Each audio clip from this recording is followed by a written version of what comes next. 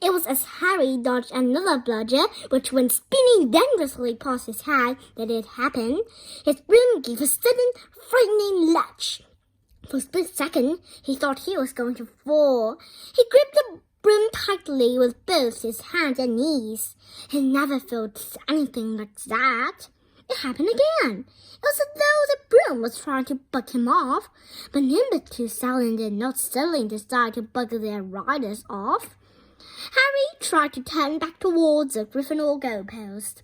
He had half a mind to ask Wood to call time out. And then he realized that his broom was completely out of his control. He couldn't turn it. He couldn't direct it at all. It was zigzagging through the air and every now and then making violent swishing movements which almost unseated him. Lee was still commenting. Slithering in possession, flamed with a quaffle, passes Spinnet, passes Spell, hit Todd in the face by a bludger, hope it broke his nose, only joking, Professor, Slytherin score, oh no! The Slytherins were cheering. No one seemed to have noticed that Harry's broom was behaving strangely. It was carrying him slowly higher, away from the game, jerking and twitching as it went. Don't know what Harry thinks he's doing, Hagrid mumbled. He stared through his binoculars. If I didn't know better, I'd think he'd lost control of his broom, but he can't have. Suddenly, people were pointing up at Harry all over the stands. His broom had started to roll over and over, with him only just managing to hold on. Then the whole crowd gasped. Harry's broom had given a wild jerk, and Harry swung off it. He was now dangling from it, holding on with only one hand. Then something happened to it when Flint blocked him, Seamus whispered. Can't have, Hagrid said, his voice shaking. Can't nothing interfere with a broomstick except powerful dark magic. No kid could do that to Nimbus 2000. At these words, Hermione seized Hagrid's binoculars, but instead of looking up at Harry, she did, looking frantically at the crowd. What are you doing, moaned Ron, grey-faced. I knew it, Hermione gasped. Snape, look! Ron grabbed the binoculars. Snape was in the middle of the stand opposite them. He had his eyes fixed on Harry and was muttering non-stop under his breath. He's doing something, jinxing the broom, said Hermione. What should we do? Leave it to me. Before Ron could say another word, Hermione had disappeared. Ron turned the binoculars back on Harry. His broom was vibrating so hard it was almost impossible for him to hang on much longer.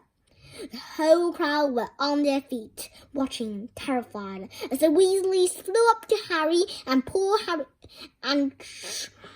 up to try and pull Harry safely onto one of their brooms. But it was no good. Every time they got near him, the broom would jump higher still. They dropped lower and circled beneath him, obviously hoping to catch him if he failed. Marcus Flint seized the quaffle and scored 5 times without anyone noticing. Come on, Hermione, Ron muttered desperately. Hermione had fought her way across to the stand where Snape stood and was now racing along the row behind him. She didn't even stop to say sorry as she knocked Professor Quirrell headfirst into the row in front, reaching Snape. She crouched down, pulled out her wand, and whispered a few well-chosen words. Bright blue flames shot from her wand onto the hem of Snape's robes. It took perhaps 30 seconds for Snape to realize that he was on fire. A sudden yelp told her she had done her job. Scooping the fire off him into a little jar in her pocket, she scrambled back along the road. Snape would never know what had happened. It was enough. Up in the air, Harry was suddenly able to clamber back onto his broom. "Neville, you can look," Ron said. Neville had been sobbing into Hagrid's jacket for the last 5 minutes.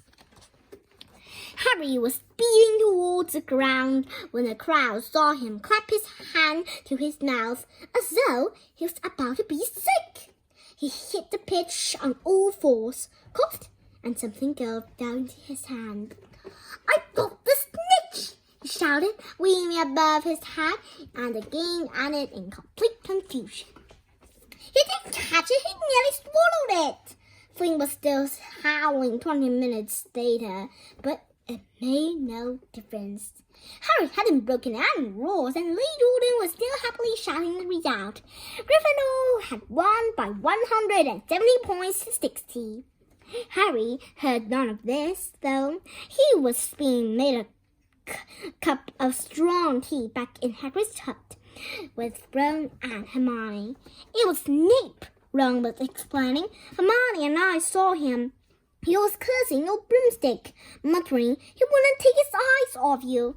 "Rubbish," said Hagrid, who hadn't heard a word of what had gone on next to him in the stands. "Why would Snape do something like that?"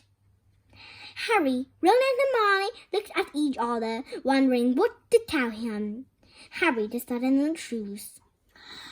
I found out something about him," he told Hagrid.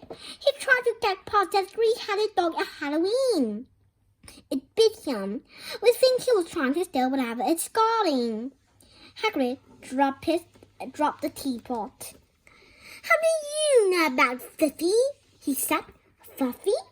Yeah, he's mine. Bought him off a great chappie I met in the pub last year. I lent him to Dumbledore to guard the—" "Yes?" said Harry eagerly. "Now don't ask me anymore," said Hagrid gruffly. "That's top secret, that is. But Snape tried to steal it." "Rubbish," said Hagrid again.